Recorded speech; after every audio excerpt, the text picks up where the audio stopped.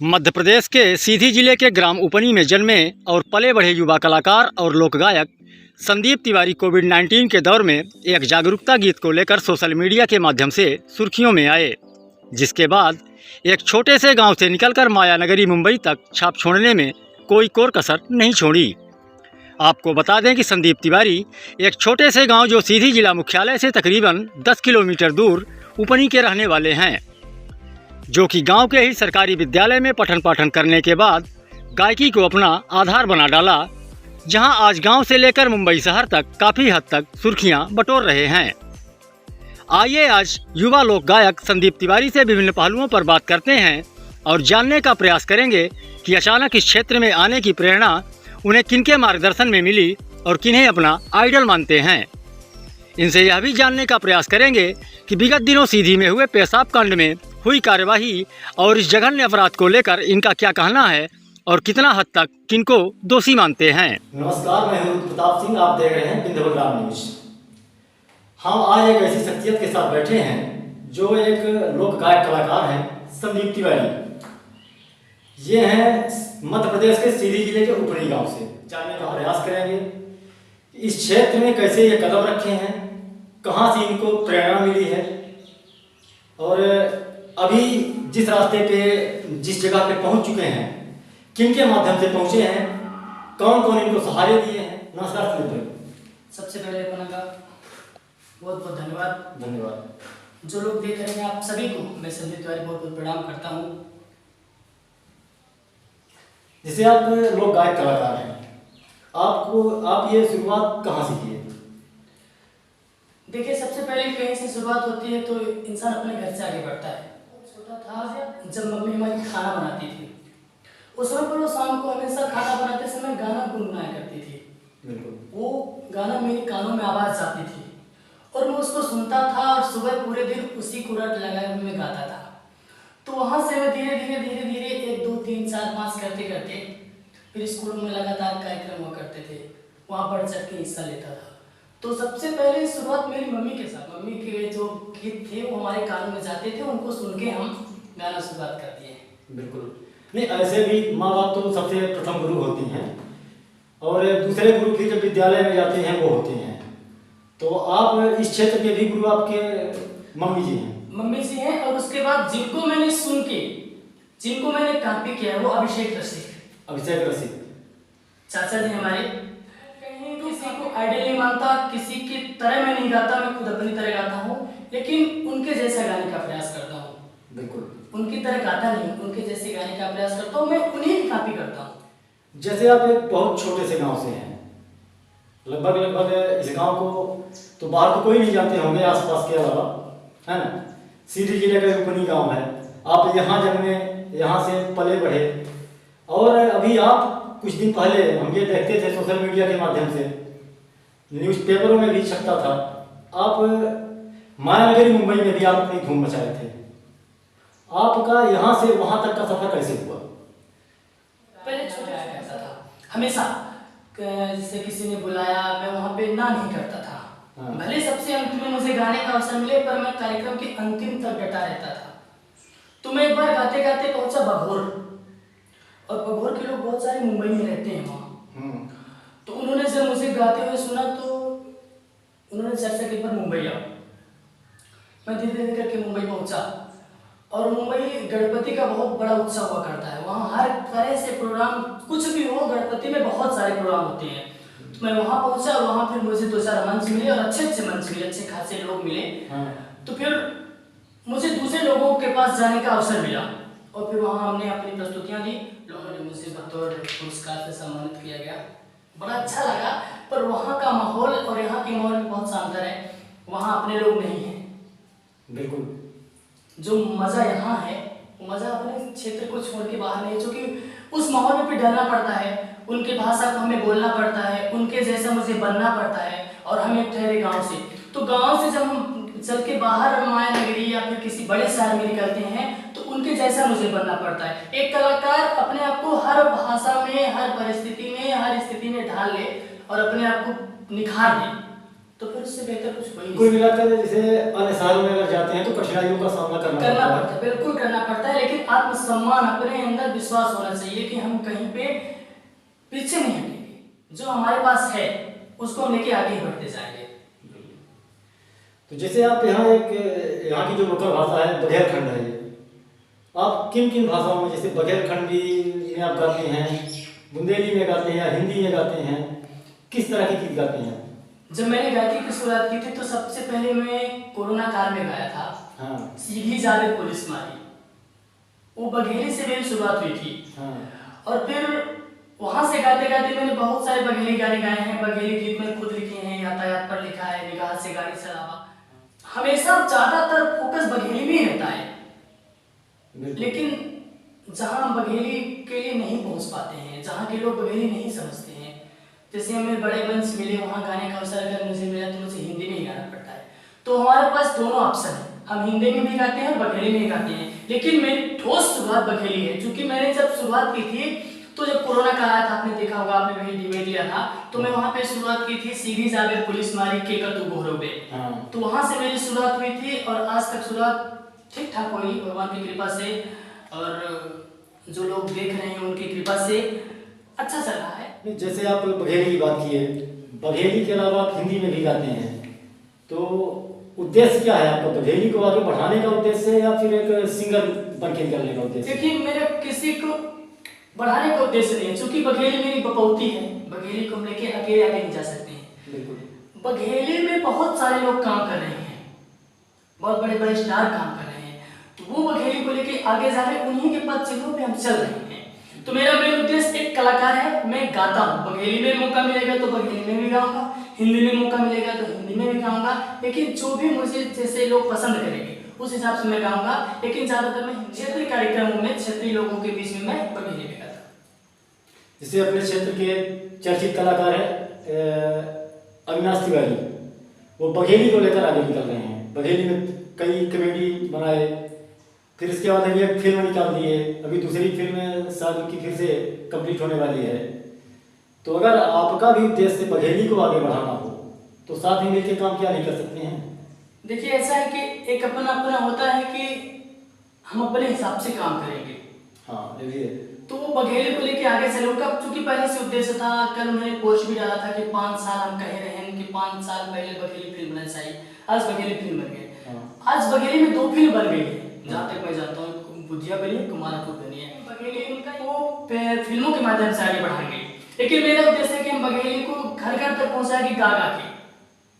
अगर वो फिल्मों के माध्यम से पहुंचा रहे हैं तो हम भी प्रयास करेंगे कि उन्हीं के पद चिन्हों पे अगर चलेंगे तो फिल्मों में जाने का तो कोई इरादा नहीं है, लेकिन गाने का जो मेरा मेन उद्देश्य है, तो हम हर घर में अगर प्रयास करेंगे, जब भी मुझे मौका मिलेगा तो हम बघेली ही गाएंगे। बिल्कुल।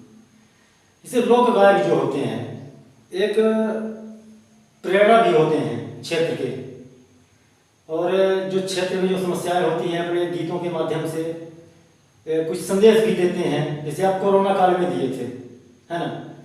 और अगर क्षेत्र में कुछ समस्याएं हैं, अगर वर्तमान सरकार के खिलाफ, अगर सरकार को ये लगा कि हमारे खिलाफ ये गाया गया है, जो यहाँ की वर्तमान परिस्थितियाँ, जो आपकी नज़र में या क्षेत्रवासियों की नज़र में जो निगेटिविटी है, तो उसको लेकर के, जैसे अभी एक कांड हुआ सिटी में, उसको लेकर के लोक गायिका है नेहा सिंह राठौर, उनके ऊपर FIR कर दिया गया।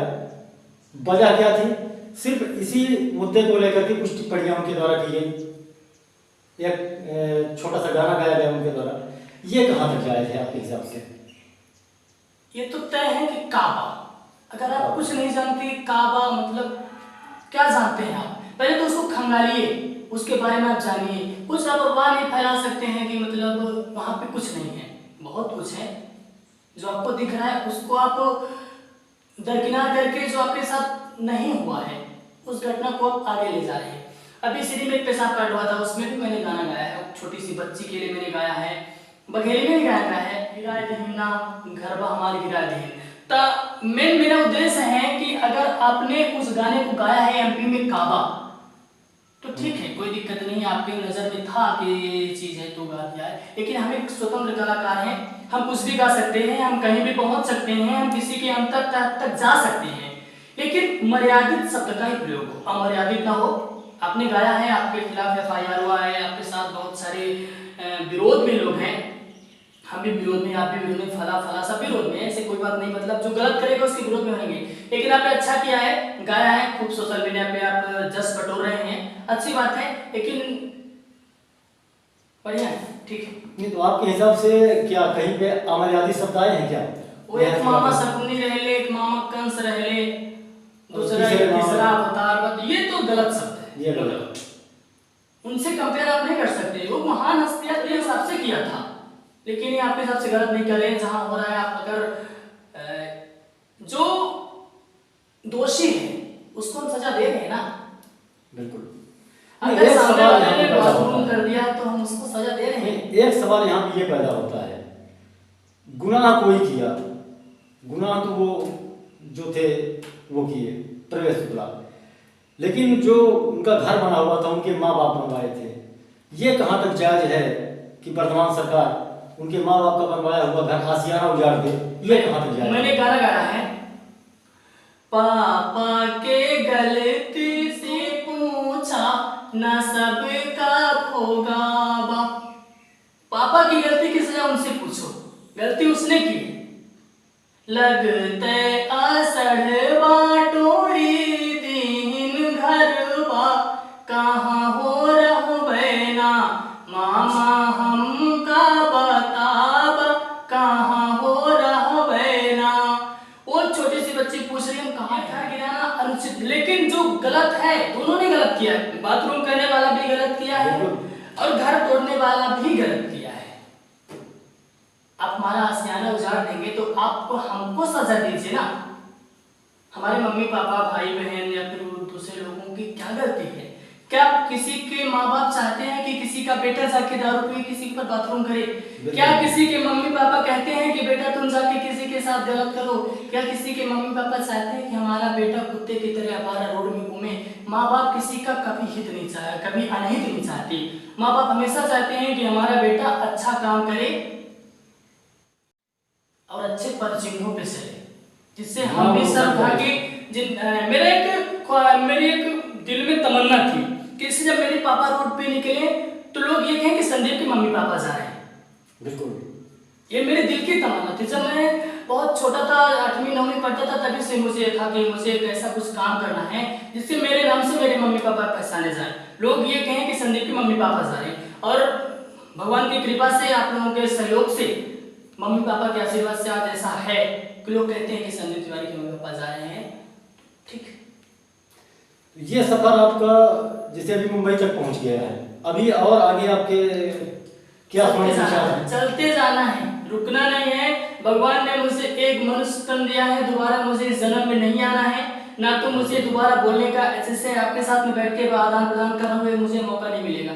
अटल सत्य है कि मुझे मरना है, लेकिन जब तक जीना है तो कुछ ऐसा करना है बिल्कुल कि अपने लिए करना है कि फला के लिए हम कर रहे हैं, फला के लिए हम क्या कर सकते हैं, हम दुनिया के लिए क्या कर सकते हैं, आपके लिए हम क्या कर सकते हैं, दूसरे के लिए हम क्या कर सकते हैं। अगर आपके पास खाना नहीं रहेगा तो हम सिर्फ एक दिन दे सकते हैं, दूसरे दिन करेंगे खुद जुगाड़ कर। तो मुझे अपने अंतरात्मा के लिए, अपने शांति के लिए, कि मतलब मैंने भगवान की कृपा जो मुझे मिली है, जो मुझे मिला उसको हम आगे बढ़ाना है, हमेशा चलते जाना है, कहीं पे रुकना नहीं है। रुकावटें बहुत सारी, आपको बताएं हमारे बीच में बहुत अच्छे अच्छे कलाकार हैं जिनके तह तक मैं नहीं पहुंच सकता, जिनसे मैं अपनी कल्पना नहीं कर सकता, वो लोग मुझसे जलते हैं। उनके पास मैं बैठ जाता हूँ तो उनको लगता है कि मतलब वो उनको जलन है, हमें जलन नहीं, मैं उनके पास जाएगा। और मेरी आदत है, जो मुझसे दूर भागते हैं उसके पास जाते हैं, तो उसको हम दादा दादा कहीं उतने पास जाएंगे।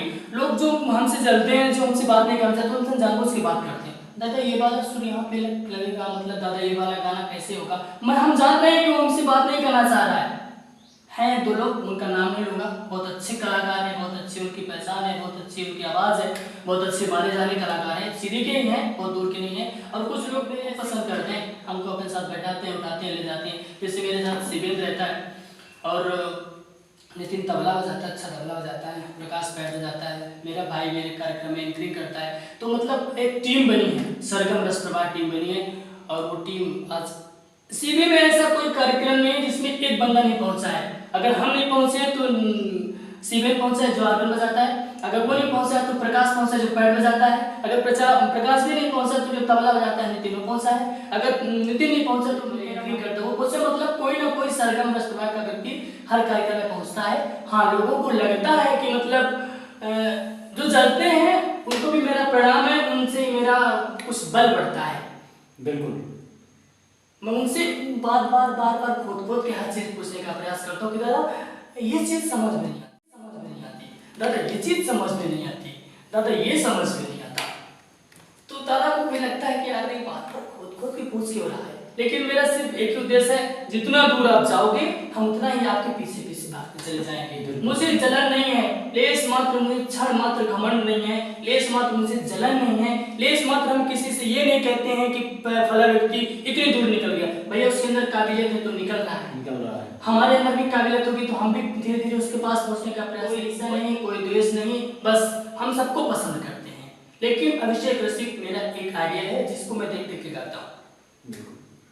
अच्छा, जलन की जो भावना की आप बात कर रहे हैं, लोग जलते हैं तो क्या अगर हम कामयाब हो रहे हैं तो उसमें क्या रुकावट पैदा कर सकते हैं? नुकसान बिल्कुल होता है, बिल्कुल नुकसान होता है। लोग जलते हैं तो नुकसान इसलिए होता है कि वो हमारी बात आपसे बोलेंगे, फिर वो तीसरे से बोलेगा, वो चौथे से बोलेगा, तो कुल मिला के हमारी बातें लोग कर रहे हैं ना, हमारी वो चीज़ हम कहना चाह रहे हैं। ठीक है, हम एक कलाकार हैं, अगर हम एक कलाकार हैं तो हम कभी नहीं चाहेंगे कि हमारे गाँव का अनबन हो, बिल्कुल किसी दूसरे का अनबन हो हमारी वजह से। हम जहाँ तक है तो प्रयास करेंगे कि अच्छा ही हो, लेकिन जलन की भावना से प्रभाव पड़ता है और प्रभाव नहीं भी पड़ता। अगर हम देखेंगे उसको तो प्रभाव पड़ेगा, अगर नहीं देखेंगे तो हम पीछे पीछे पीछे पीछे तुम क्या करें, हमसे क्या मतलब, हम अपने हिसाब से स्पीड में चले जा रहे हैं। बिल्कुल, तुम अपने हिसाब से अपना काम करो, हम अपने हिसाब से अपना काम करें। अगर भगवान ने चाहा तो फिर आप कुछ नहीं कर सकते हो। जो एक कामयाबी की राह थी, ये पूरी पोजीशन थी। आप इन माध्यमों से आप इस क्षेत्र में आए हैं। और दूसरी बात हम आपसे ये कहना चाहेंगे, सावन का महीना चल रहा है, लोग बोल बम भी जा रहे हैं, काफी संख्या में अपने क्षेत्र के भी गए हैं, तो इनको लेकर के कोई गीत आप तैयार किए हैं?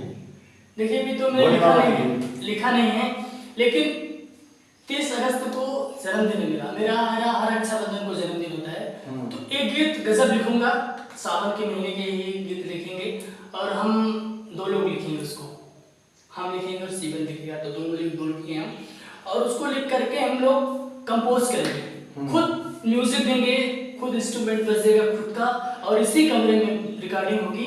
उसको 30 अगस्त को अपने जन्मदिन में एक तोहफा देंगे सभी को, बेहतर गीत गाएंगे, खुद हम लिखेंगे उसको, दिमाग में चल रहा है, लिखेंगे। तब तक दर्शकों को इंतजार करना पड़ेगा। बिल्कुल, अगर हमें चाहते हैं दिल से तो इंतजार करें, और अगर चाहते हैं कि आपके गांव का, आपके शहर का, आपके क्षेत्र का बेटा आगे बढ़े, तो आप बिल्कुल हमारा सपोर्ट करिए, इंतजार करिए। हम बिल्कुल किसी भी तरह से ये नहीं चाहते कि आपको नुकसान। बिल्कुल, कान्हा जी के हम भक्त हैं। हाँ, हम हर मंचों में पहली शुरुआत करते हैं, देना हो तो दीजिए जन्म जन्म का साथ।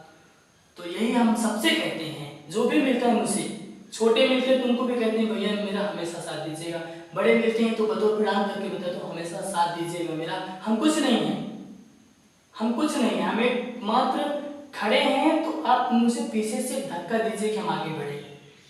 आपके सपोर्ट से मेरा बहुत कुछ होगा, तो आप इंतजार करिए, बिल्कुल 30 अगस्त को गाएंगे और मस्त गाना गाएंगे। चाहे आप बघेली में 2 गाना लिखेंगे, बघेली में हिंदी में लिखेंगे, इसको जो पसंद आएगा वो सुनेंगे, दोनों को अपने घर में रिकॉर्डिंग करेंगे, दोनों को अपने घर में खुद कंपोज करेंगे। बिल्कुल। तो काफ़ी चर्चाएं हो गई और दर्शकों के लिए इंतजार भी, ये वीडियो देखने के बाद इंतजार भी उनका बढ़ेगा, 30 अगस्त का इंतजार रहेगा।